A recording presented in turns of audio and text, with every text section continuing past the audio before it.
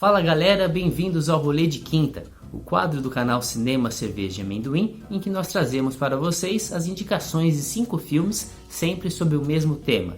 Nós continuamos gravando à distância por conta da pandemia do novo coronavírus, e hoje nós vamos falar sobre filmes que se passam na prisão. Eu sou o André Rossi. E eu sou o Rodrigo Alonso. E esse é o Rolê de Quinta. Toca a vinheta aí, Leon.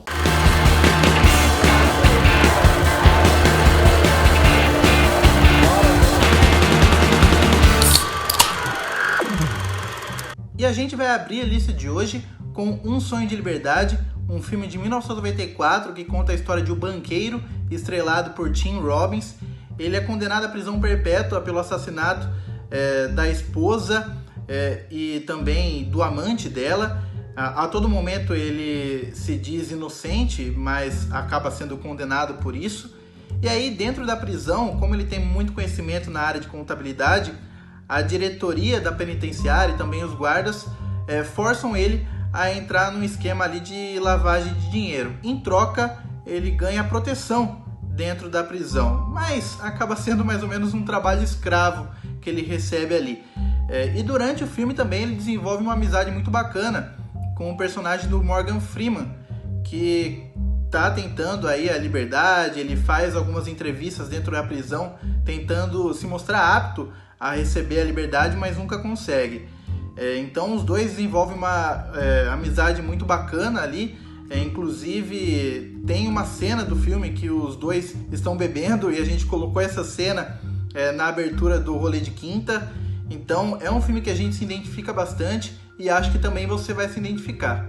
O nosso próximo filme de hoje é A Espera de um Milagre. Assim como o filme indicado pelo Alonso anteriormente, esse também é baseado numa obra do Stephen King e é dirigido pelo Frank Darabont, que é um diretor que já tem uma parceria de longa data em adaptações de livros do Stephen King, né?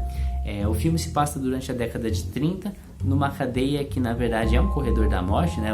Quem está lá foi condenado à morte, e foca na relação entre o carcereiro do local, que é o vivido pelo Tom Hanks, e um dos condenados, que é vivido pelo Michael Clarke Duncan, e que está preso acusado do assassinato de 2 irmãs gêmeas de 9 anos. O filme foca muito na relação entre esses dois personagens, porque chama a atenção do Tom Hanks o modo como ele não parece ser uma pessoa que cometeria um crime tão bárbaro, né? Ele se mostra sensível, tem medo de escuro e tem um fator sobrenatural relacionado a ele que vai ganhando espaço ao longo do filme. E a nossa terceira indicação de hoje é O Expresso da Meia-Noite, filme que conta a história real de Billy Hayes, personagem protagonizado pelo ator Brad Davis. É um americano preso na Turquia por tráfico de drogas, e ele tenta ser extraditado para os Estados Unidos. Num primeiro momento ele não consegue, e isso vai ficando cada vez mais difícil. Ele envolve advogado na parada e acaba não conseguindo. Então ele tem que lidar ali com as condições precárias da prisão que ele fica na Turquia. Ele é torturado, ele tem problema com outros presos, ele acaba tendo também problemas emocionais, psicológicos. Ele se perde bastante, ele perde aquelas características que ele tinha antes da prisão. Ele muda bastante, ele se transforma, ele vira outra pessoa ali dentro. Então é um filme muito legal porque mostra a ótica aí de um estrangeiro preso num país que ele não conhece praticamente nada da cultura, não conhece nem o idioma. Então a gente recomenda bastante que você assista essa obra, porque todos nós gostamos. Nossa próxima indicação é Carandiru, um clássico do cinema nacional baseado no livro Estação Carandiru, do médico Drauzio Varela, que frequentou durante 12 anos essa prisão, relatou a história de diversos presidiários que por lá passaram, e o filme pega essas histórias, né, reconta elas, mostra como diversos desses presidiários acabaram nessa situação, e tudo isso para dar um pano de fundo até chegar à rebelião que aconteceu em 1992 e terminou com um verdadeiro massacre. Foram 111 pessoas mortas após a intervenção da polícia militar no presídio, já que uma briga entre facções durante uma partida de futebol deu início à rebelião. A PM foi autorizada pelo governo do estado a entrar no presídio, e até hoje existem controvérsias sobre como esse massacre realmente ocorreu, quantos policiais participaram, a PM diz um número, as entidades defensoras dos direitos humanos dizem outro. Então é um momento muito sangrento, muito triste da história do país, e que esse filme consegue trazer de forma muito vívida, muito intensa. É recheado de boas atuações, porque tem atores aí que estavam começando a despontar basicamente, que hoje são referência, como Wagner Moura, por exemplo, tem o Caio Blatt também.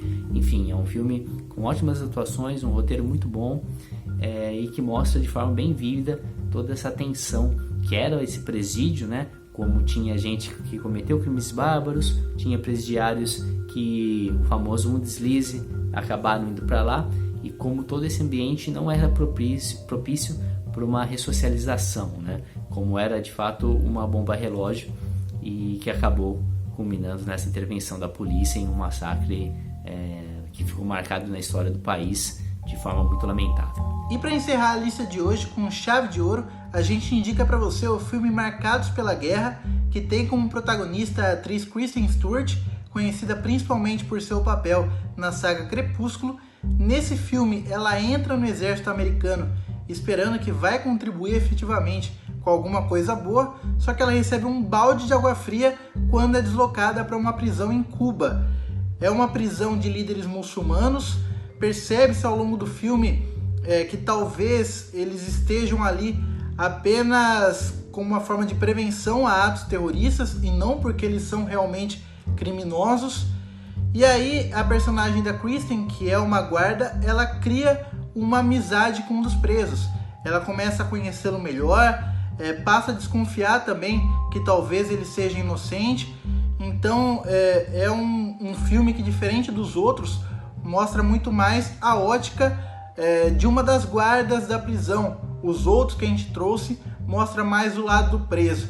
Então, para ter mais variedade aí, a gente vem com essa opção para você para fechar o episódio de hoje. Como é tradição aqui no Rolê de Quinta, a gente sempre indica uma cerveja para vocês. A gente ainda está naquela linha de cervejas que são mais fáceis de encontrar no mercado por conta da quarentena. Então hoje foi o Eisenbahn de trigo, que é uma cerveja muito boa, excelente para acompanhar uns filmes mais tensos como os de hoje. Pessoal, esse foi o último episódio da primeira temporada do Rolê de Quinta. A gente vai fazer uma pequena pausa porque quer reformular algumas coisas relacionadas ao modelo e à dinâmica dos vídeos. Aceitamos sugestões de vocês também, caso queiram fazer algum apontamento, e em breve a gente volta para a segunda temporada. Para saber quando isso vai acontecer, acompanhe a gente pelas redes sociais. Nós estamos lá no Facebook e no Instagram, vamos continuar atualizando e conversando com vocês por lá. E também assine o canal aqui no YouTube, ative o sininho para receber as notificações dos próximos vídeos. Muito obrigado pela companhia ao longo desses 10 episódios, e a gente se vê em breve na segunda temporada do Rolê de Quinta.